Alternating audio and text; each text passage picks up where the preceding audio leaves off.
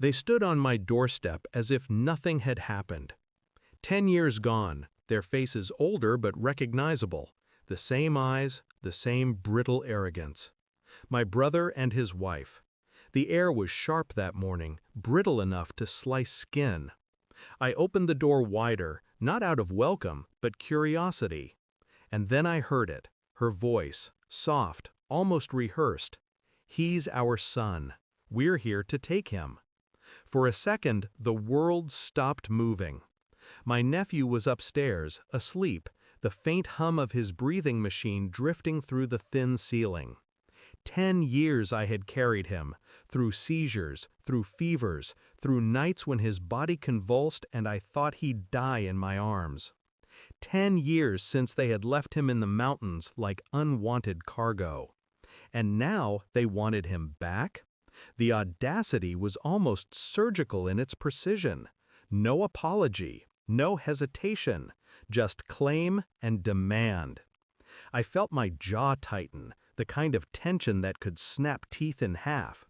I said nothing. Silence was more dangerous than words. When they abandoned him, they called it mercy. A brain disease, they said. No future. A burden too heavy to carry.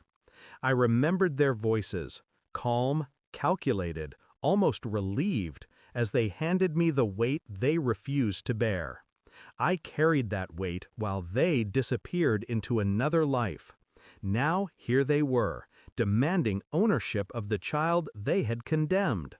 I watched them carefully. My brother's smile was thin, brittle. His wife's hands trembled, though she tried to mask it with composure.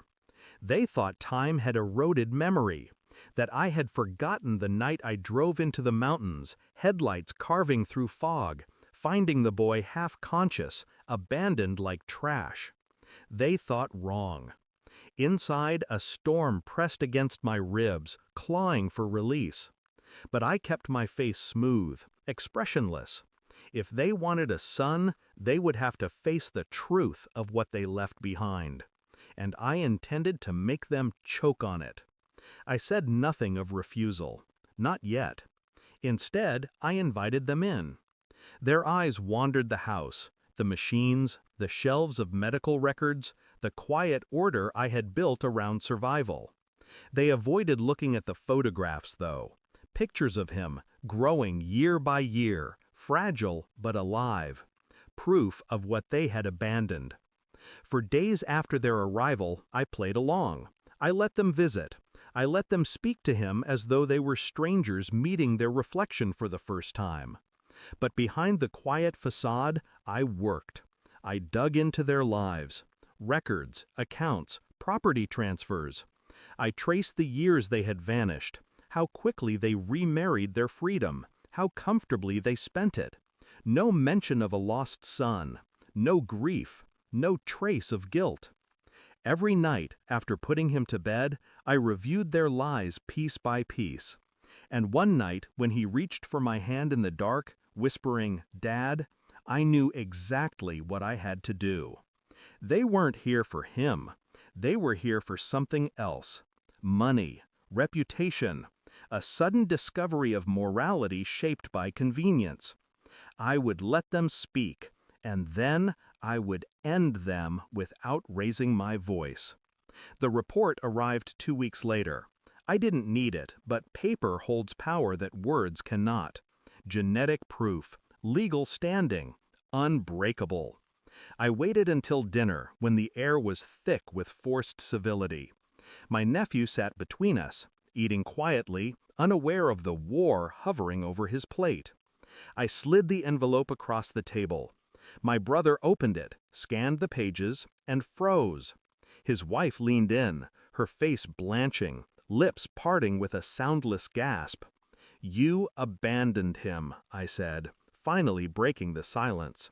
My voice was low, controlled, and by law, by blood, by every piece of evidence that matters, you lost him.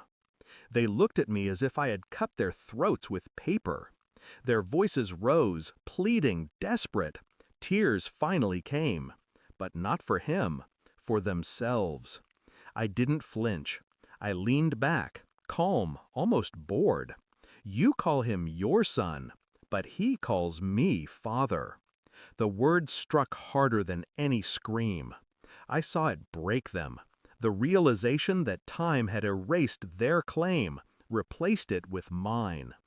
10 years of absence could not be undone by sudden desperation. You left him to die in the mountains, I continued.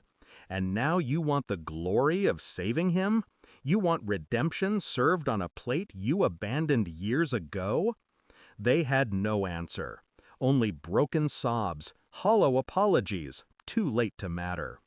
I stood, pulling my nephew gently to his feet. Go upstairs, I told him softly. He obeyed, trusting, unaware of the war his presence had ended. When the door closed behind him, I looked at them one last time. You don't get to rewrite history. You don't get to rewrite blood.